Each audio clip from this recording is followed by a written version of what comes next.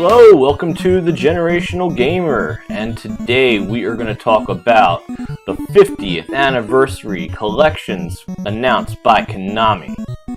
So, let's start with the arcade collection, okay? So that's the one that comes out first. It'll launch digitally on April 18th for $20.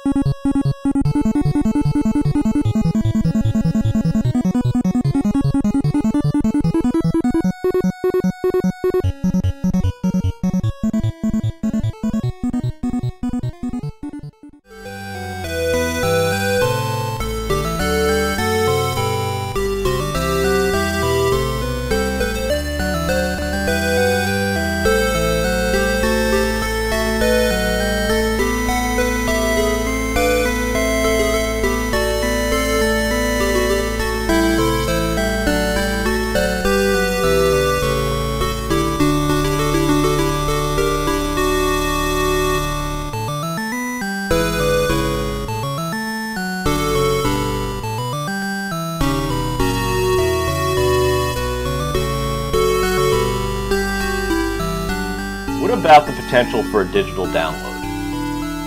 May I start by recommending the Ninja Turtle games? Now I know that's a whole other license that they gotta get, but other than on the NES, Ninja Turtles 1 has never been released to home market. Alright, let's move along to Contra, okay? Contra, as of now, they're planning an early summer release for Contra Anniversary Collection. So far, they've announced Contra, Super C, Contra 3, The Alien Wars. Now, Contra is actually my favorite of the Contra series. I believe the Super Contra is a Japanese exclusive. Super C is apparently something completely different. Contra 3 is on the SNES. I have it on the Wii. I have it on the Classic. I've got that game. I'm not too concerned with that one. But what about the remaining 4? How about Contra Hardcore for the Sega Genesis? That game is very pricey today. Actually, for that matter, most Konami games on the Sega Genesis are very pricey today. And it has not been released digitally yet. Contra 4 on the Nintendo DS, which actually includes Contra and Super C after you've beaten it on any difficulty. Contra Shattered Soldier on the PS2. Awesome game, very true to its roots. Hardcore Uprising on the PS3. It's a Contra-inspired game. Truthfully, the last one's the most difficult because I can't think of what else they would choose unless it's some Game Boy version or some offshoot that is pretty rare. Who knows? I'm hoping for the one I mentioned, Hardcore. Let's look at the Castlevania collection. As of right now, the Castlevania bundle comes with Castlevania 2 Belmont's Revenge. That is the Game Boy version. Not Simon's Quest, which was the NES version, which is a bit puzzling because you've got Castlevania and Castlevania 3, but no Castlevania 2 Simon's Quest. You do have Super Castlevania 4, an ebook that'll be revealed at a later time, and 4 mystery titles. So let me just ask, and maybe suggest, let's look at Castlevania. It was an awesome first game to the classic franchise.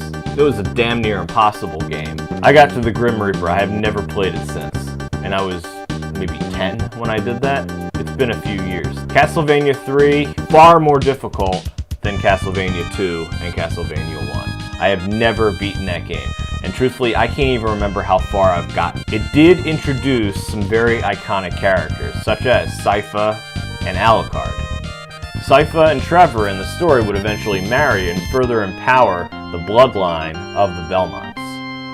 Alucard would eventually star in Symphony of the Night, my favorite game of all time. So looking at Castlevania 2, you've got Belmont's Revenge, not Simon's Quest. Simon's Quest would have made sense because this way you'd have had the whole NES trilogy.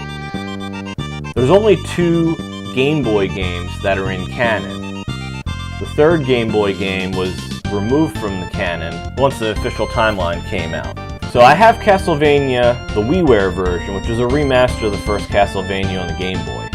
Here you've got Castlevania 2, Belmont's Revenge on the Game Boy. I wonder if they're going to release the WiiWare version as one of the unnamed 4 games. You've got Castlevania 4, which is essentially a retelling of the first Castlevania with much better graphics and sound. Plus the difficulty's toned down a little bit. So, I've already mentioned one of the potential for the last 4 games. I think a no-brainer will be Castlevania Bloodlines on the Sega Genesis. Like Contra, the Konami game on the Sega Genesis, it's become quite pricey because it's never seen a digital release in the United States. I don't know about outside. Which then leads me to Castlevania 2 Simon's Quest, and then here's an either-or. Dracula X, either the SNES version, which is pretty bad, or the PC Engine version. Or Castlevania Symphony of the Night, maybe the original PS1 version. Now I suspect Rondo of Blood, or Dracula X, Rondo of Blood, and Symphony of the Night might be a little touchy because it was just remastered and re-released on the PS4, which by my understanding is Sony paid to have that done. That being said, if they paid for the remaster, would they allow it to be on other consoles? It doesn't make a whole lot of sense. So you have to wonder if Symphony of the Night will be off the table. So, which collection are you most excited about? What do you think the missing games on the Contra and Castlevania collections actually are? You think I'm right? You think I'm wrong? Let me know in the comments below, and thank you for watching.